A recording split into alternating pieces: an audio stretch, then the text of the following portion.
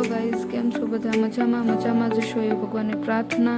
આજના બ્લોગમાં આપણું હાર્દિક સ્વાગત છે। વહેલી સવારમાં હનુમાન દાદાના દર્શન કરી આપણે નીકળી ગયા સગાઈમાં જવા।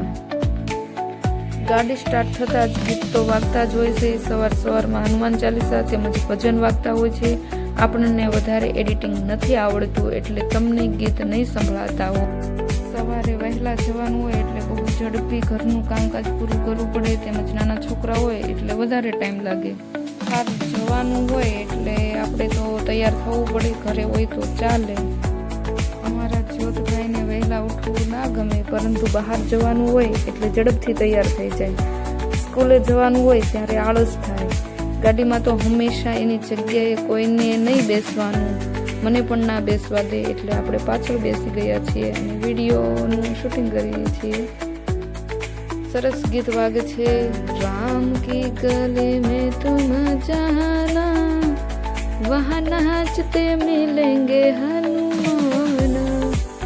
રસ્તામાં આવતી બધી જ વસ્તુઓ વિશે જ્યોત વારંવાર પૂછતો હોય છે અને એના પપ્પા વારંવાર જવાબ પણ આપે છે। ઘણી વખત હું પણ જવાબ આપું છું।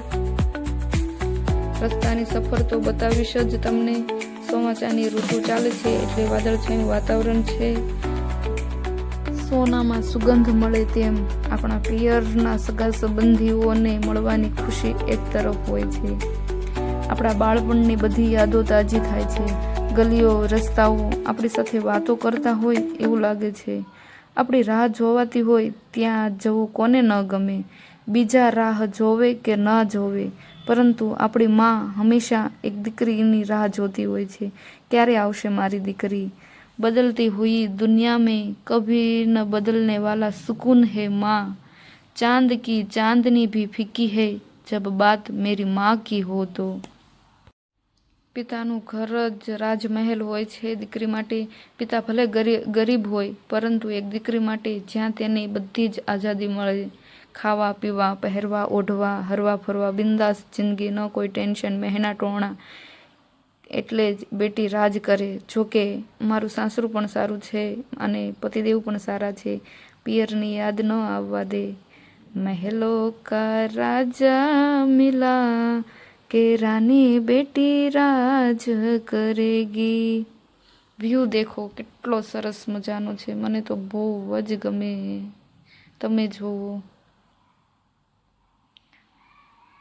રસ્તામાં થોડુંક ટ્રાફિક છે, પરંતુ હવે આપણે પહોંચવામાં છીએ એટલે તમે જોઈ શકો છો બહારનો વ્યૂ।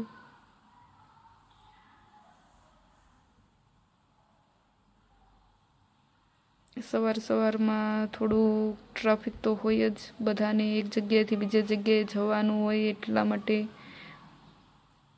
તો આવી ગયા આપણે સગાઈમાં। ત્યાં બધાને મળી લીધું, બધી બહેનો, બધી ભાભી જોડે બેસી લીધું। પછી સગાઈની રસમ પૂરી કરવાની હતી, તો આપણે રસમ પૂરી કરી। ભાઈ ભાભી આવી ગયા હતા, બધાએ ફોટો શૂટિંગ કરી લીધું અને બધાએ આશીર્વાદ આપી દીધા। બાજુમાં હતું ખોડલમાનું મંદિર, ત્યાં ફોટો શૂટિંગ કરવા આવી ગયા। તમે જોઈ શકો છો નજારો। જ્યોતભાઈ લાવ્યા હતા માછલીઓ માટે નાસ્તો। નાસ્તામાં છે સેવ મમરા।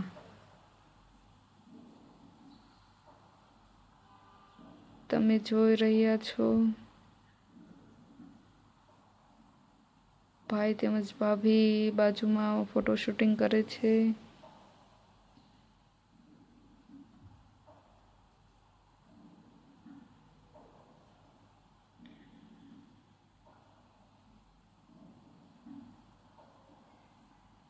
ભાભી તેમજ બહેનો સાથે ફોટો શૂટિંગ કરી લીધા બાદ ફરીવાર જ્યોત કે ચલો માછલીઓને હજી નાસ્તો આપવો પડે ને, તો મેં પાછા આવી ગયા। સરસ કમળ ખીલેલા છે, તમે જોઈ શકો છો વ્યૂ। હવે આપણે ઘર તરફ નીકળી ગયા છીએ।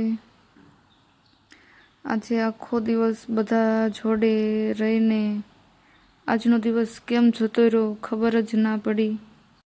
ફ્રીમાં સબસ્ક્રાઈબ કરવાનું આવે છે તો સબસ્ક્રાઈબ કરો અને મારી ચેનલને સબસ્ક્રાઈબ કરી લાઈક, કોમેન્ટ અને શેર કરી દો. બધાનો ખૂબ ખૂબ આભાર. Thank you watching to my video. આવતા બ્લોગમાં પાછા મળીશું.